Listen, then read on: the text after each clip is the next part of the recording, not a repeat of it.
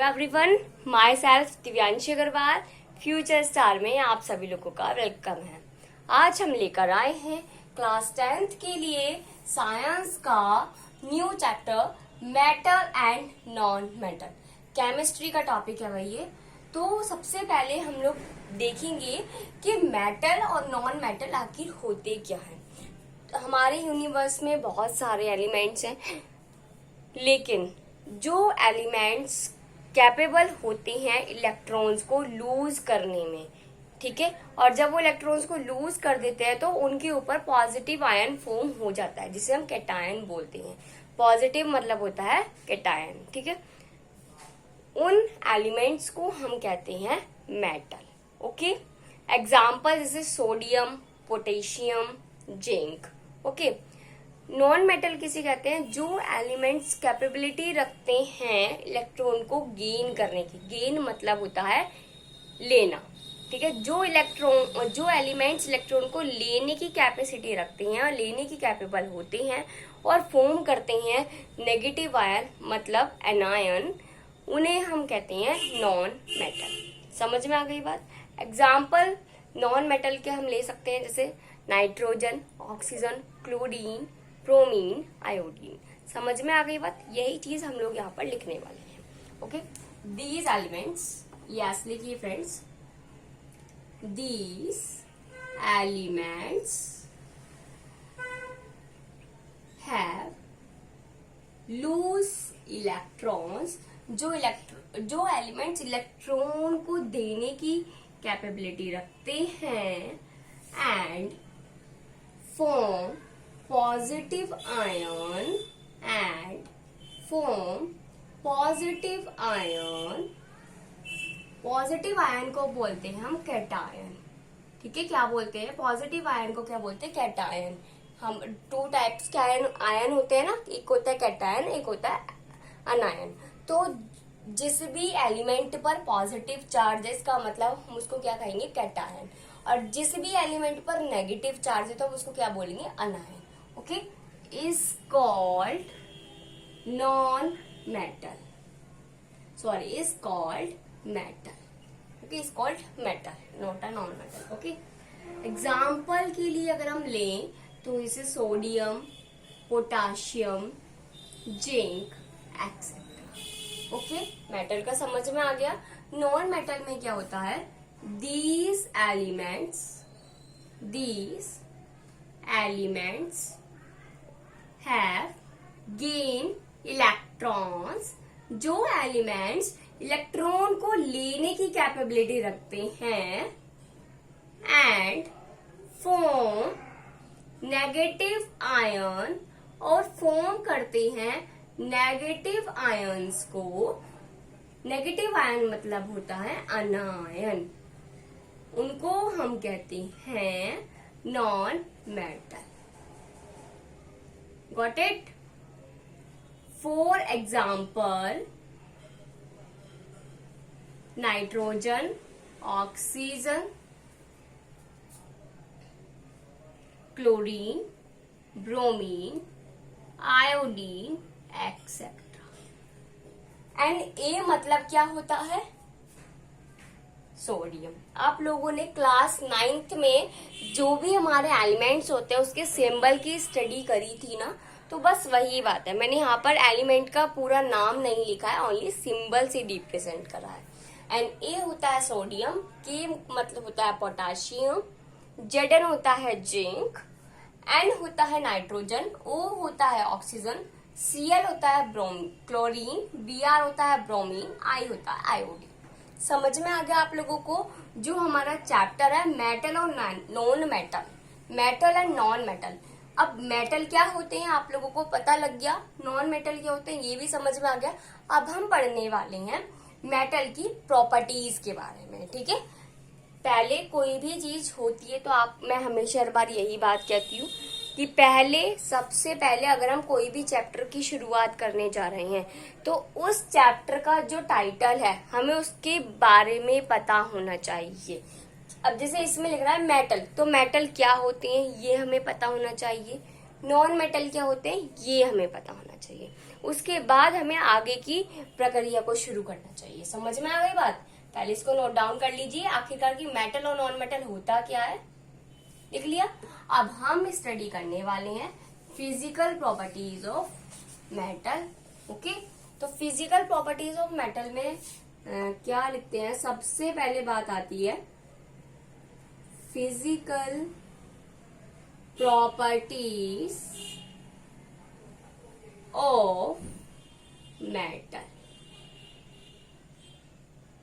हाँ जी, मैं एक एक करके सारे पॉइंट्स को लिखती जाऊंगी और आपको एक्सप्लेन करती जाऊंगी और आप लोगों को कॉन्सेप्ट को समझना है। सिर्फ सबसे पहली प्रॉपर्टी है, जो हमारे मेटल होती हैं ये कैसे होते हैं? हार्ड होते हैं। कैसे होते हैं? Hard, mostly hard. लेकिन कहते हैं ना, हमारी जो केमिस्ट्री है पूरी एक्सेप्शनल केसेस से भरी पड़ी है। वही काम हमारा यहाँ पर है। कुछ मेटल ऐसे होते हैं जो हार्ड नहीं होते हैं, एक्सेप्ट, लिखिए, एक्सेप्ट सोडियम, पोटाशियम, लिथियम। जो हमारे सोडियम, पोटाशियम और लिथियम होते हैं ये तीनों हार्ड नहीं होते हैं, बहुत सॉफ्ट होते हैं। सॉलिड तो होते हैं, ये तीनों सॉलिड तो होते हैं लेकिन बहुत सॉफ्ट होते हैं। और इन तीनों के अलावा जो मेटल होते हैं वो हमारे कैसे होते हैं? हार्ड होते हैं। समझ में आ गई बात? मोस्टली हार्ड का मतलब क्या हो गया यहाँ पर? अब है next metallic lustre. The metals are lustre. Lustre का मतलब क्या होता है? लस्टर का मतलब होता है शाइनी। जो हमारे मेटल होते हैं वो कैसे होते हैं? चमकदार होते हैं, उनमें से एक शाइन आती है। गोल्ड कैसा है? एक मेटल है, चमकता है ना। सिल्वर क्या है? एक मेटल है, चमकता है ना। हमारा पोटाशियम है, कॉपर है, कॉपर में की भी एक अलग ही शाइन होती है ना, तो वो क्या है? एक मेटल है। कॉपर शाइन करता है ना, चमक आती है ना उसमें, तो वो क्या है? हमारा मेटल है। समझ में आ गए? तो मेटल्स कैसे होते हैं? लस्टर होते हैं। और मैलिएबल एंड डक्टाइल, जो मेटल्स हैं, the metals are malleable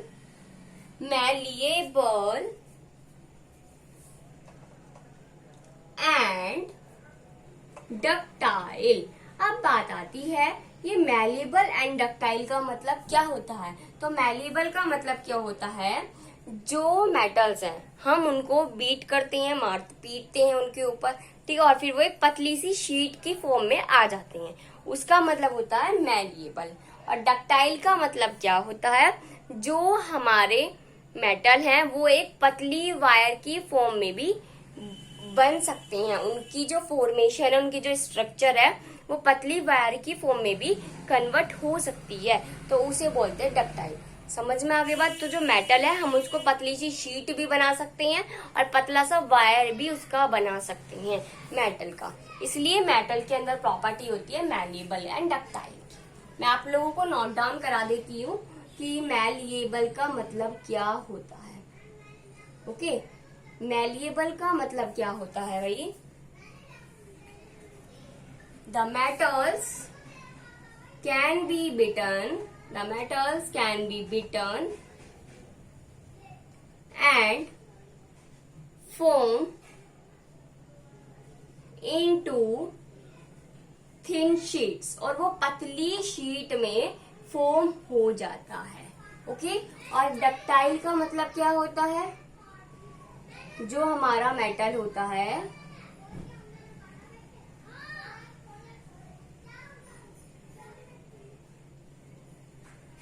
ductile का मतलब क्या होता है?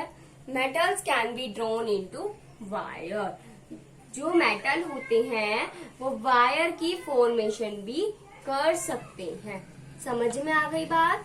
वो वायर की फॉर्म में भी आ जाते हैं। आपने देख रखा है ना, कॉपर का तार, सिल्वर का तार है ना, गोल्ड का तार है ना, और गोल्ड आपकी पतली सी शीट फॉर्म में भी मिल जाती है, सिल्वर भी पतली शीट फॉर्म में मिल जाती है, और ये सब क्या है? मेटल है। क्योंकि इनके ये ऐसी शीट की और वायर की फॉर्म में क्यों हो जाती है? क्योंकि इनके पास ये प्रॉपर्टी है, इनके अंदर ये कैरेक्टर प्रेजेंट है मैलिएबल एंड डक्टाइल का। समझ में आ गई बात? मैलिएबल एंड डक्टाइल का मतलब क्या होता है? नेक्स्ट बात करते हैं हम, जो हमारे मेटल्स होते हैं ये हीट एंड इलेक्ट्रिसिटी प्रोड्यूस करने में गुड कंडक्टर होते हैं. It is the metals are good conductor of heat and electricity. आप लोगों ने देखा होगा जो हमारी वायर्स होती हैं घरों में, वो उनमें कॉपर्स का, सिल्वर का, ये सभी का तार होता है ना. तो वो किस वजह से होता है? क्योंकि जो हमारे मेटल है उनके अंदर ही कैरेक्टर प्रेजेंट है. वो हीट और इलेक्ट्रिसिटी के एक अच्छे कंडक्टर होते हैं. वो इलेक्ट्रिसिटी को अच्छे से कन्वर्ट करने में हेल्प करते हैं. ठीक है, तो ये गुड कंडक्टर होते हैं हीट और इलेक्ट्रिसिटी के. नेक्स्ट हम बात करते हैं मेटल की boiling point and melting point का. जो हमारे मेटल होते हैं इनकी बॉइलिंग और मेल्टिंग पॉइंट दोनों ही कैसी होती है? हाई होती है. कैसी होती है? High boiling and melting point. High boiling point and melting point of metals. Melting points of metal. Except, वही चीज आ गई. अभी मैं आपको इसका कॉन्सेप्ट समझाऊंगी कि किस तरीके से ये बात हाई की आ रही है, और इसी प्रॉपर्टी में से हमारा वो कॉन्सेप्ट निकलेगा. देखना, हम लोगों ने ये फर्स्ट वाला पॉइंट पढ़ा ना, मोस्टली हार्ड. अब मेटल कैसे हैं? हार्ड है ना. अब जो कोई भी चीज अगर आपकी हार्ड है तो इसको पिघलाने में है ना, या उसको गर्म करने में काफी ज्यादा टाइम लगेगा ना. अब हमारे कुछ 3 मेटल ऐसे हैं, सोडियम, पोटाशियम, लिथियम. ये तीनों ही कैसे हैं? सॉफ्ट होते हैं, हार्ड नहीं होते. अब वो चीज क्या है? बहुत सॉफ्ट है, तो उसको हम इजीली पिघला देंगे, इजीली जल्दी, बहुत जल्दी गर्म हो जाएगी ना वो, है ना. तो वही केस है, जो हमारे मेटल है वो बहुत ज्यादा हार्ड होते हैं, बहुत ज्यादा टफ शीट में मिलते हैं हमें, इसलिए उनको मेल्ट करने में भी और उनको बॉईल करने में भी काफी ज्यादा टाइम लगता है. ठीक है, समझ में आ गई बात. नेक्स्ट प्रॉपर्टी है मेटल की, जो हमारे मेटल होते हैं वो कैसे होते हैं? Sonorous. Metals are sonorous. Sonorous का मतलब क्या होता है? जो हमारे मेटल हैं ये साउंड प्रोड्यूस करते हैं. आपने देखा होगा, अगर कोई भी सिल्वर है, अगर आप सिल्वर को बीट करोगे, मारोगे, तो उसमें से एक आवाज निकलती है ना.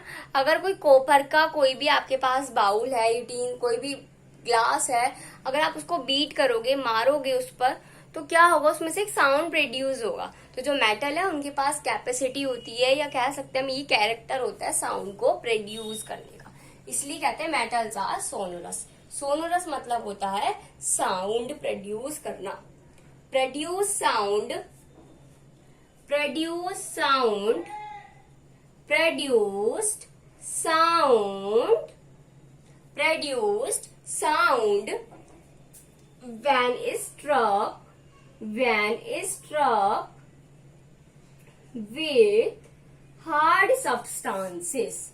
when struck with hard substances. समझ में आ गया आप लोगों को? ये होती है हमारी मेटल की प्रॉपर्टी. एक प्रॉपर्टी और होती है, उसको मैं यहीं लिखवा रही हूँ, तो अच्छे से नोट डाउन कर लेना भाई. क्या होता है? जो हमारे मेटल्स होते हैं वो कैसे होते हैं? सॉलिड होते हैं. कैसे? सॉलिड. वही यहाँ पर भी एक एक्सेप्शनल केस आ जाता है, मरकरी. मरकरी कैसा होता है? लिक्विड. मरकरी को छोड़कर सारे मेटल कैसे होते हैं? सॉलिड. Mostly solid. मैंने आपको बहुत शॉर्ट लैंग्वेज में लिखवाया. अगर आपको कोई भी टॉपिक है, मोस्टली हार्ड वाला टॉपिक है, अगर आपको इसको एक्सप्लेन करना है तो इसको बहुत अच्छे से थोड़ा ओपन करके लिख दो. मैंने सिर्फ आपको शॉर्टकट में लिखवाया ताकि आपको कॉन्सेप्ट समझ में आ जाए. मेरा मेन पर्पस आपको कॉन्सेप्ट समझाना है, ना कि रटवाना. ठीक है. अब हमारे ये जो मेटल है कैसे होते हैं? सॉलिड होते हैं, मरकरी को छोड़कर. क्योंकि मरकरी किस फॉर्म में मिलती है हमें? लिक्विड फॉर्म में. मरकरी किस फॉर्म में होती है? लिक्विड फॉर्म में. अब मैं आपको बता दूं, अगर किसी ने मरकरी नहीं देखी होगी, देखी सबने, लेकिन पता नहीं होगा, आपने वो देखा जिससे डॉक्टर, अब तो खैर इलेक्ट्रॉनिक मशीन्स आ रही हैं, लेकिन पहले के टाइम में आते थे एक बीपी नापने वाली जो मशीन थी, उसमें कुछ सिल्वर कलर का जो होता था, वो जो सिल्वर होता है ना, वो मरकरी ही होती है ना। वो जो मरकरी होती है वो कैसी होती है, लिक्विड फॉर्म में उसमें भरी हुई होती है, जो हमें बताती है कि ब्लड प्रेशर हाई है या लो है। जिसकी कितना ब्लड प्रेशर है उतने लेवल तक मरकरी हमारी पहुंच जाती है वहां पर। ठीक है, तो मरकरी कैसी होती है, लिक्विड होती है। बाकी सारे मेटल कैसे होते हैं, हमारे सॉलिड होते हैं। आपको यहाँ तक का समझ में आ गया कि फिजिकल प्रॉपर्टीज ऑफ मेटल क्या होती हैं? तो पहले इसको नोट डाउन कर लीजिए अच्छे से। हो गया आप लोगों को। अब हम पढ़ते हैं केमिकल प्रॉपर्टीज ऑफ मेटल। ठीक है, केमिकल प्रॉपर्टीज ऑफ मेटल पढ़ने वाले हैं हम कि हमारे मेटल की क्या केमिकल प्रॉपर्टीज होती हैं। तो सबसे पहले जो हमने डेफिनेशन पढ़ी थी ना मेटल की, वो भी हमारी ये केमिकल प्रॉपर्टी ही होती है मेटल्स की। ओके, समझ में आ गई भाई बात। तो पहली प्रॉपर्टी क्या पढ़ी थी हमने कि जो हमारे मेटल होते हैं उनके पास कैपेबिलिटी होती है इलेक्ट्रॉन को लूज करने की, और जिसकी वजह से उसके ऊपर पॉजिटिव आयन फॉर्म हो जाता है। तो ये क्या है, केमिकल प्रॉपर्टी ही होती है मेटल की। द मेटल्स हैव, वही सेंटेंस लिख रही हूं मैं, हैव लूज, इलेक्ट्रॉन का मैंने शॉर्ट फॉर्म में लिख दिया ई नेगेटिव। इसका मतलब होता है electron to form positive ion. कभी आप लोग कंफ्यूज हो जाओ कि ये ई नेगेटिव क्या है, इस ई नेगेटिव का मतलब होता है इलेक्ट्रॉन। इलेक्ट्रॉन के ऊपर इलेक्ट्रॉन का जो शॉर्ट सिंबल होता है, एक तरह से इलेक्ट्रॉन का जो सिंबल है वो है स्मॉल ई, और इलेक्ट्रॉन के ऊपर नेगेटिव चार्ज होता है, इसलिए हम इलेक्ट्रॉन को किससे डिनोट करते हैं, ई नेगेटिव से। समझ में आ गई बात। टू फॉर्म पॉजिटिव आयन, और वो फॉर्म करता है पॉजिटिव आयन। आप लोगों को पता ही होगा पॉजिटिव को हम प्लस से डिनोट करते हैं। समझ में आ गई बात। नेक्स्ट केमिकल प्रॉपर्टीज होती है हमारे मेटल की। जो मेटल्स होते हैं, the metals are good reducing agent.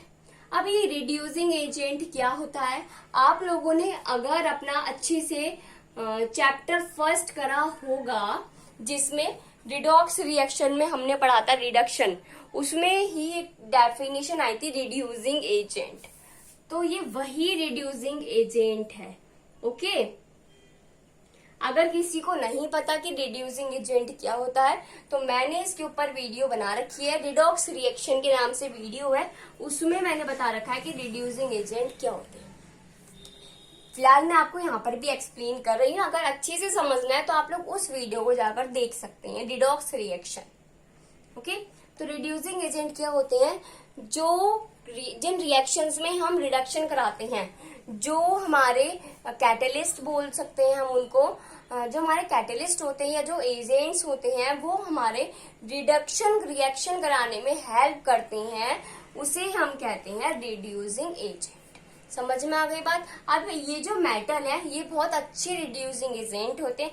क्यों होते हैं, क्योंकि इलेक्ट्रॉन को लूज करने की कैपेसिटी रखते हैं, because they have loose electron, because they have loose electron. समझ में आ गई बात आप लोगों को। नेक्स्ट आता है जो हमारे मेटल होते हैं फॉर्म करते हैं बेसिक ऑक्साइड। अब ये बेसिक ऑक्साइड क्या होता है, ठीक है, इसको बताते हैं। जैसे बेसिक ऑक्साइड का एग्जांपल लेते हैं, जैसे NaO सोडियम ऑक्साइड, तो वो क्या होता है, एक बेसिक ऑक्साइड है। ZnO जिंक ऑक्साइड, ये क्या है, एक बेसिक ऑक्साइड है। समझ में आ गई बात। बट हमारे जो कुछ मेटल्स ऐसे होते हैं जो एम्फोटेरिक ऑक्साइड होते हैं। Some metals are amphoteric oxide. अब ये एम्फोटेरिक ऑक्साइड का मतलब क्या होता है, एम्फोटेरिक का मतलब होता है जो हमारे मेटल है वो एसिड और बेसिक दोनों ऑक्साइड्स को फॉर्म करते हैं। एसिडिक भी एंड बेसिक भी। एसिडिक ऑक्साइड भी फॉर्म हो सकता है उस मेटल से एंड बेसिक ऑक्साइड भी फॉर्म कर सकते हैं हम उस मेटल से। ओके, समझ में आ गई बात। जैसे हमारा एल्यूमिनियम है, तो एल्यूमिनियम में एक एग्जांपल दे रही हूँ आपको, वैसे बहुत सारे होते हैं। फॉर एग्जांपल दे रही हूँ, जैसे एल्यूमिनियम है, तो एल्यूमिनियम एक ऐसा मेटल है जो हमारा एम्फोटेरिक ऑक्साइड फॉर्म करता है। मतलब उससे हम एसिडिक ऑक्साइड भी बना सकते हैं और बेसिक ऑक्साइड भी बना सकते हैं। समझ में आ गई बात। एम्फोटेरिक का मतलब क्या होता है, जो जिसके अंदर एसिडिक और बेसिक दोनों प्रॉपर्टी हो, उसे हम कहते हैं एम्फोटेरिक। ओके, नेक्स्ट पढ़ते हैं हम जो हमारे मेटल ऑक्साइड होते हैं। जो हमारे मेटल ऑक्साइड होते हैं, the metal oxide dissolve into water. अगर हम इनको पानी में डिसॉल्व कर दें तो ये फॉर्म करते हैं एल्कलीज को। एल्कलीज का मतलब आपको पता ही होगा, बेसिक। हमने एसिड, बेस एंड सोल्ट्स में इस एल्कलीज टर्म को पढ़ लिया है। जो हमारे बेस होते हैं उसी को ही हम एल्कली बोलते हैं। समझ में आ गई बात। यहाँ पर बता रही हूँ, अगर किसी को एल्कलीज के बारे में अच्छे से पढ़ना है तो एसिड, बेस एंड सोल्ट्स की प्लेलिस्ट में बेस के नाम से वीडियो है, आप उसको देख लेना और वहां पर आपको समझ में आ जाएगा कि ये एल्कली क्या है। ओके, हाँ जी। अब बात क्या करते हैं, ये जो एल्कली है फॉर्म होती है। अब कौन सी एल्कली फॉर्म होती है, इसका नाम भी लिख देते हैं, metal hydroxide. Metal hydroxide and liberate the hydrogen gas and liberate the hydrogen gas. अब मैं आपको इसका एक एग्जांपल लिख के दिखाती हूँ ताकि आप समझ जाइएगा। सोडियम ऑक्साइड है ये। सोडियम ऑक्साइड की रिएक्शन जब मैं H2O के साथ कराऊंगी, वाटर के साथ कराऊंगी, तो ये फॉर्म कर देगा NaOH। ठीक है, क्या फॉर्म कर देगा, NaOH। और ये लिबरेट कर देगा हमारा H2 गैस को। ओके, समझ में आ गई बात। किस तरीके से ये रिएक्शन कर रहा है, ये जो हमारा H2O है ना, यहाँ से एक हाइड्रोजन आएगा और इसके साथ आकर जुड़ जाएगा। ओके, अब हमारा इसमें एक O बच रहा है ना, ये वाला जो O है किस तरीके से बैलेंस होगा, देखो इधर हम 2 लगाएंगे, ठीक है, इधर भी हम 2 लगाएंगे। जब हम इधर 2 लगाएंगे तो 2 O यहाँ गए, 2 यहाँ गए, एक हाइड्रोजन यहाँ गया, बन गया H2। समझ में आ गई बात। मैंने आपको बैलेंसिंग भी करके दिखा दी है। वैसे अगर आपको बैलेंसिंग करना अगर किसी को नहीं आता है, कोई यहाँ इस वीडियो को देख रहे हैं और आपको बैलेंसिंग नहीं आती है, तो मैंने जो मेरा चैप्टर फर्स्ट है इसका केमिस्ट्री का, हमारा केमिकल रिएक्शन एंड इक्वेशन, उसमें मैंने वीडियो डाल रखी है। प्लेलिस्ट, सभी की प्लेलिस्ट बन रही है, आप वहां पे जाके चेक कर सकते हैं, बैलेंसिंग ऑफ केमिकल इक्वेशन। अब वहां जाकर इस इक्वेशन को बैलेंस करना सीख सकती हैं। ओके, हाँ जी। मैं आपको फिर भी एक बार बता देती हूँ कि हमने किस तरीके से इसको बैलेंस किया है।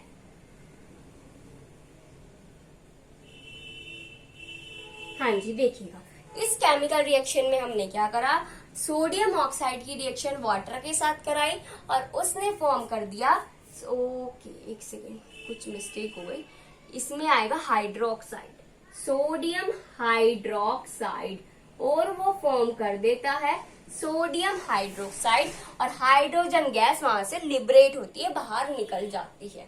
अब इसको बैलेंसिंग समझिएगा। इस इक्वेशन को बैलेंस करने के लिए मैंने क्या करा, 2 मॉलिक्यूल NaO के लिए, जब हमने 2 मॉलिक्यूल NaO के लिए और हमें 2 मॉलिक्यूल वाटर के लेने पड़े, तो उससे हमारे 2 मॉलिक्यूल NaOH के बन गए और 1 मॉलिक्यूल हाइड्रोजन गैस का बनकर लिबरेट हो। समझ में आ गई बात इस केमिकल प्रॉपर्टी की। नेक्स्ट पढ़ते हैं हम जो हमारा मेटल होता है वो जब डाइल्यूट एसिड के साथ रिएक्ट करता है तो लिबरेट करता है हाइड्रोजन गैस। पहले आप ये 4 केमिकल प्रॉपर्टी को अच्छे से नोट कर लीजिए, फिर हम नेक्स्ट केमिकल प्रॉपर्टी को एक्सप्लेन करेंगे आपको। हो गया? हाँ जी। नेक्स्ट प्रॉपर्टी है, जो हमारे मेटल हैं जब वो डाइल्यूट एसिड के साथ रिएक्शन करते हैं तो हाइड्रोजन गैस को लिबरेट करते हैं। क्या होता है? The metals react with dilute acids and liberates the hydrogen gas and liberate the hydrogen gas। समझने के लिए हम एग्जाम्पल ले लेते हैं। जैसे सोडियम ले लिया हमने, इसकी रिएक्शन मैंने डाइल्यूट HCl से करा दी। जब मैं इसकी रिएक्शन डाइल्यूट HCl से कराऊंगी तो ये बनाएगा हमारा NaCl plus H2 gas. Na मतलब होता है सोडियम और डाइल्यूट HCl का मतलब होता है हाइड्रोक्लोरिक एसिड। जो फॉर्म कर देगा सोडियम क्लोराइड और लिबरेट करेगा हाइड्रोजन गैस। अब ये जो रिएक्शन है ये बैलेंस नहीं है। इसको जब हम बैलेंस करेंगे तो मैं क्या करूंगी, 2 मॉलिक्यूल ले लूंगी Na के और 2 मॉलिक्यूल ले लूंगी डाइल्यूट NaCl के, जिससे 2 मॉलिक्यूल सोडियम क्लोराइड के बनेंगे और 1 मॉलिक्यूल बनेगा हाइड्रोजन गैस का, जो हमारा लिबरेट हो जाएगा। समझ में आ गई बात? लिबरेट मतलब हवा में उड़ जाएगा, ठीक है, गैस बाहर निकल जाएगी। समझ में आ गई बात? लेकिन वही एक्सेप्शनल केस पर आकर हमारी गाड़ी अटक जाती है, लेकिन हमें वहां गाड़ी नहीं अटकानी है, क्योंकि अगर हमें एक अच्छा ड्राइवर बनना है, हमें एक्सेप्शनल केस में गाड़ी नहीं अटकानी, तो हमें क्या करनी होगी, प्रैक्टिस करनी होगी। समझ में आ गई बात? हाँ जी। क्या है इसकी कहानी ये भी समझ लो। डाइल्यूट HNO3 जो है वो इस रिएक्शन को नहीं करता है। क्यों नहीं करता है? क्योंकि डाइल्यूट HNO3 क्या है, एक ऑक्सीडाइजिंग एजेंट होता है। एक्सेप्ट, इस सेंटेंस के बाद है ये point, except dilute HNO3 because it is a oxidizing agent, क्योंकि ये ऑक्सीडाइजिंग एजेंट। समझ में आ गई बात आप लोगों को? नेक्स्ट पढ़ते हैं हम, जो हमारे रिएक्टिव मेटल होते हैं वो तो डिस्प्लेस्ड हो जाते हैं इजीली, और जो लेस रिएक्टिव मेटल होते हैं वो सॉल्ट सॉल्यूशन फॉर्म करते हैं। आपने देखा होगा ये जो Na है ये लेस रिएक्टिव है और ये सॉल्ट सॉल्यूशन बहुत इजीली फॉर्म कर रहा है ना। तो वही हमारी प्रॉपर्टी है। मोर रिएक्टिव मेटल, जो मेटल्स बहुत जल्दी रिएक्ट करते हैं वो हमारा more reactive metal can be displaced, but less reactive metals